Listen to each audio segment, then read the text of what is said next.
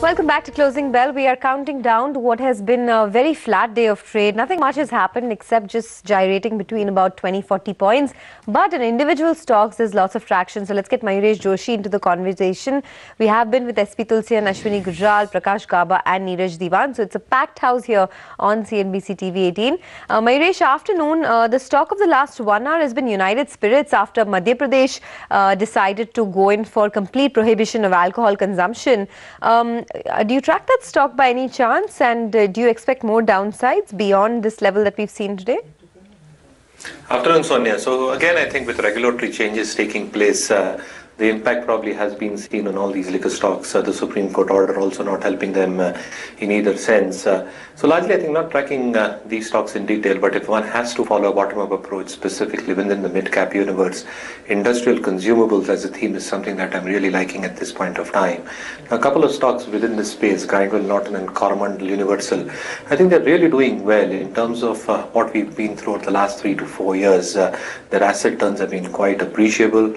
If you look at how the top line has grown, at a very reasonable pace, and if one expects both the abrasives or the bonded abrasive side as well as the coated abrasive sides, as well as their ceramic business, which includes high performance refractories and performance plastics, expected to do well with utilization levels expected to pick up. The capex for both these companies is also largely over, which is getting reflected probably in better return ratios going forward. As the fixed cost absorption starts getting better with utilization levels going up, the entire sense is that ROEs and ROCs should improve from the current levels. As they sweat their assets and with minimal debt on their balance sheets, Grindwell Norton has a 0.01% debt on their balance sheet. Coromandel Universal has 0.2 in terms of the net debt to equity. So largely, again, I think all the attributes associated with pickup in industrial activity and the cyclical story, I think this is probably one that I'll go for. I think liquor stocks, in my opinion, will probably remain under pressure as both the state overhang as well as the regulatory overhang still remains on these stocks. Okay, Mr. Tulsian, Ujjivan has now corrected quite a bit. It's in F&O ban also today, of course, but over the last few days, it's seen a big correction from what it was 500 odd, I think, at one point, now 386. Any thoughts on whether you would buy right now? See, Anuj, I think as you have said that it is now in F&O ban, so again that is due to technical factors, and I won't be surprised to say I think this is the stocks seem to have bottomed out, and this seems to be the excellent entry point for the investor, and I won't be surprised to see the share moving to a level of 420, 425 in this series only by expiry, because the sometimes when these technical factors work, they stop the entry and exit of the fresh position, and that is probably is playing in this script as well. And I don't think that much weakness is seen from here, and I will advise a strong buy to the investor from the current level, and as I said, I won't be surprised to see a price of 420 to 425 maybe in the next couple of weeks, or maybe by the time we see the April series expiry. Okay, but something is happening in Ujjivan for sure. We should see the F&O data because Sonia, it's the first series in 4-5 days it's in ban, and if you see the futures data, it's now opened up a discount of what I think about 5 or 6 rupees, which is almost 2%. I think similar case played out, of course, which is completely different altogether. Infibeam, that also was at a discount, but Ujjivan, the way 7.5 rupee discount has opened and the stock in ban and the way it's corrected, phenomenal the way that stock has moved. Okay, we'll keep an eye out on that. The other stock on the upside that has had a phenomenal run is RBL Bank, a new high there today. And in fact, RBL Bank is now up almost 80% for the year. Neeraj, this has been one phenomenal mover. I mean, a proxy play to some of these other bigger banks like IndusInd, Yes Bank, etc. But do you think it's too late to get into this game, or at 590, is there still some value here? Yeah, actually, for long term, definitely there is value in the stock because I think the growth will continue. But I think in the short to medium term, it is fairly valued because it is trading at what, almost 5 times cash to adjusted book value. So at this valuation, a fresh entry at this level, I'll actually avoid and look at some other better options there. Maybe a large cap PSU bank, which may give a better return according to my sense, and I would avoid RBL for the time being. But if one has a very long-term view, something kind of return that Yes Bank gave over the years, I think RBL can also do that over the years. So for a very long term maybe, but I think at the current price this is definitely very fairly a little expensive. Okay, fair enough. Just about 2.5 minutes left for markets to close. So let's just do a quick recap of how things have moved. All over the place really. A bunch of heavyweights dragged the markets, but the mid-cap index actually is at new high. But in terms of index stocks which dragged Nifty today, Infosys was the culprit in chief, down 3%. Reliance down about 1.5%, and HDFC was down about 1.2%. Apart from that, other IT stocks like HCL Tech and Wipro were weak as well. Larsen and Tubro and a couple of other stocks here and there saw some decline. Dr. Reddy's Labs, Eicher Motors down about 1%. Indiabulls Housing Finance, that's correcting a bit actually.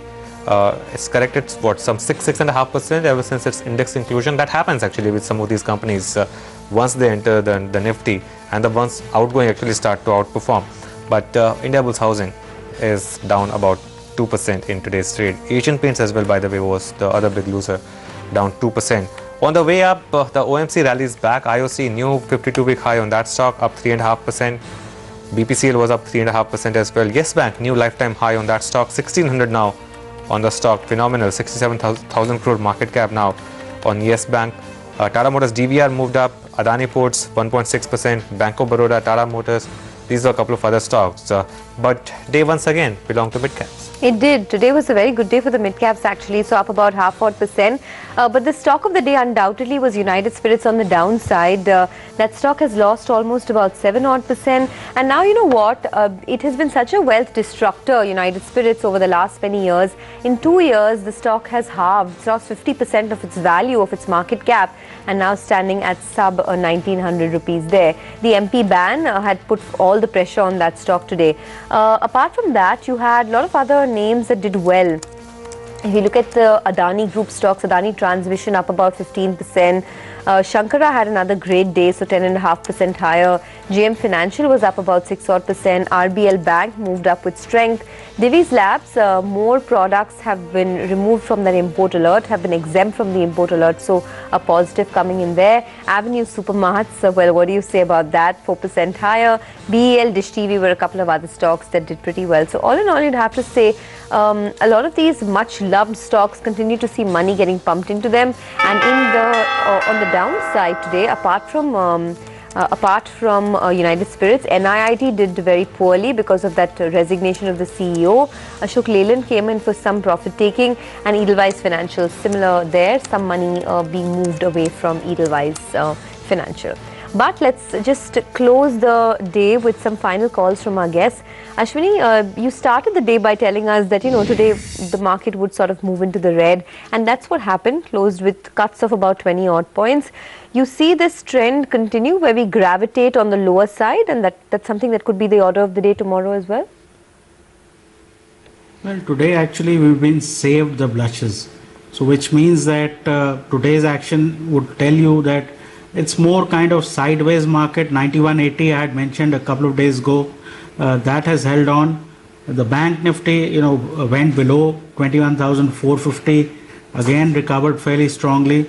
So it's basically now Reliance and IT which pull the market down, and the banks pull it up. So mid caps outperform while we remain in this range of about 9180, 9300. It does not look like a deeper correction is likely. And mid caps, the way they have closed, you know, several stocks like Escorts, Motilal, Oswal, etc., stocks which are at new highs, are again making fresh highs for the session, and possibly are likely to continue. So it does not look like the market is just ready for you know, big downsides. A few more sideways days, and we should probably break again on the upside. Okay, and in that case, Ashwini, would you back the Bank Nifty to break its 21,700 high first, compared to Nifty breaking its recent high? See, 21,700, 750 is a ceiling, but demand is coming back at higher levels. Last time it came back at about 20,800. So if this time, you know, 20,700 gets taken out, then we are looking for a, you know, 700-800 point rally on the Bank Nifty above those zones. So definitely, if Reliance will remain soft, IT will remain soft, chances are banks are likely to outperform. Okay, gentlemen, thank you for stopping by and discussing the markets and individual stocks with us. We'll have to take a break on that note. Our closing bell money control question of the day is, would you buy Infosys before the earnings on the 13th of April? 44% of the respondents feel that they would buy Infosys, while the remaining 56% would not. So I think there's a higher consensus towards staying away from Infosys ahead of numbers. Yeah, and for good reason, you know, Sonia, all-time high open interest, the stock down so much, approaching 52-week lows. Something is not looking right, but of course,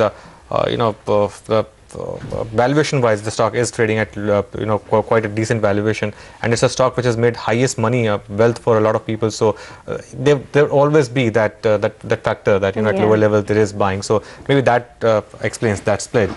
But we have some borders as well. I am Penguin saying that Infosys will rise like a phoenix from the ashes, even with bad results. The only direction it will go is up, and it looks like this is one of those who has made wealth from Infosys. Interesting border there. I am Penguin. Wonder what went behind that name. Well, another guest border says selling pressure may start either before or after the results. The next 12 to 20 months will be very complicated for the IT sector. Yeah. Have you read this story on this penguin? Recently, it's going viral on Twitter. No, about a penguin who crosses 3,000 miles or swims 3,000 miles to meet a man who saved his life. Oh yes, I have. So you think that this guy is inspired with that story? Oh well, you get inspiration from weird places, right? But on that note, thanks by the way to all our boarders for writing in. It really entertains us as well as helps us understand a lot about what's happening with you guys and your views. So keep writing into CNBC TV 18. But let's take a short break on that note.